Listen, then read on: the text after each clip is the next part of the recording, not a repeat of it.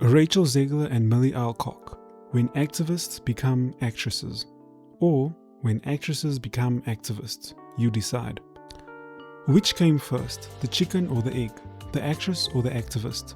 One is a timeless question, the other a grim indictment of Hollywood and entertainment in general. In today's video, we compare two very similar actresses who both helped destroy their movies into absolutely diabolically sized nuclear dumpster fires. Big focus on her love story with a guy who literally stalks her.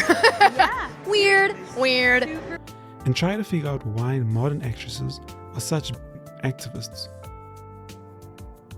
1. Environment. But before we analyze these lovely young narcissists, we must acknowledge the effect of Hollywood. Rachel Zegler grew up in New Jersey. Millie hails from Australia. Both are from working class families, supposedly, yet they were infected. Infected worse than college kids in their first year. Infected with woke.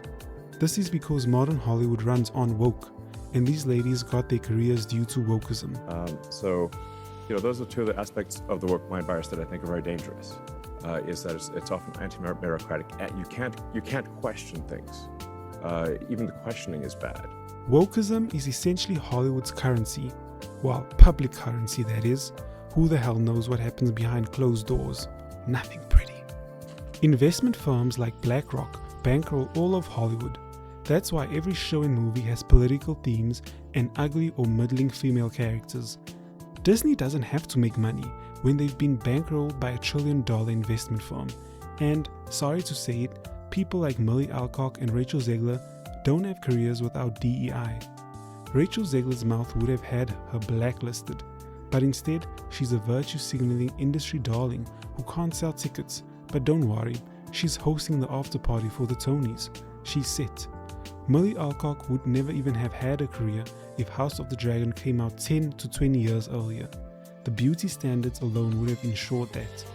But Rachel Zegler spent her entire West Side Story press tour speaking about representation, so her career is sealed.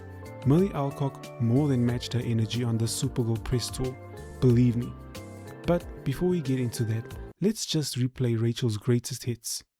And being a young Latina, that was hard because not a lot of people looked the way that I did, or they didn't have bushy eyebrows like I did. They didn't have dark eyes like I did. So if I'm going to stand there 18 hours in a dress of an iconic Disney princess, I deserve to be paid for every hour that it is streamed on. I mean, the original cartoon came out in 1937, and very evidently so. There's a big focus on her love story with a guy who literally stalks her. yeah. Weird. Super weird. So we didn't do that this time.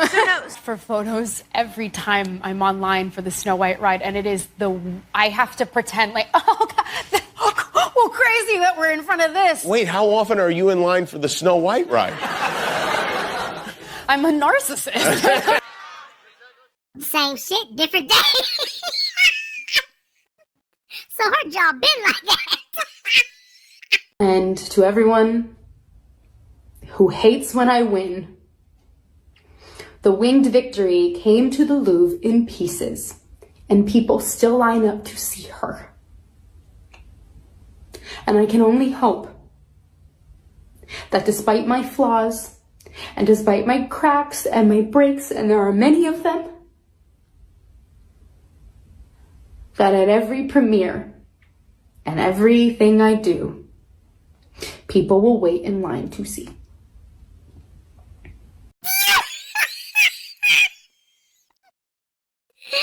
Y'all gotta chill.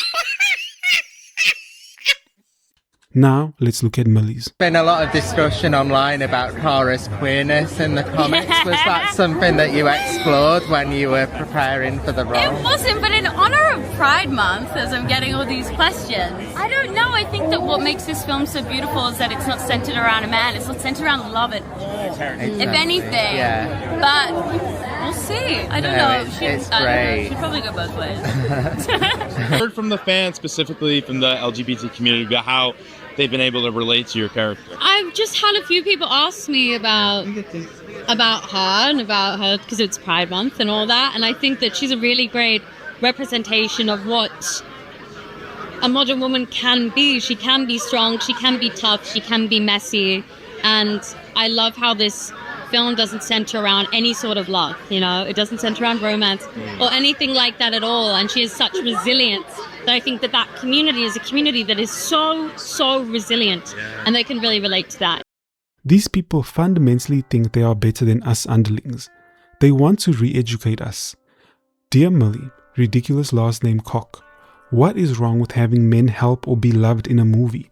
A man and a woman in love is literally how we all got here, creates life. A woman by herself is a lot of wokies. They, Hollywood, have a job, re-educate us Neanderthals. So, did these two become activists or were they born activists? Yes, they have always been woke, but in order to have a career, they must let their commie flag fly high. And that is why no art can come out of Hollywood. Art coming out of Hollywood is as unlikely as Biden climbing stairs all by himself.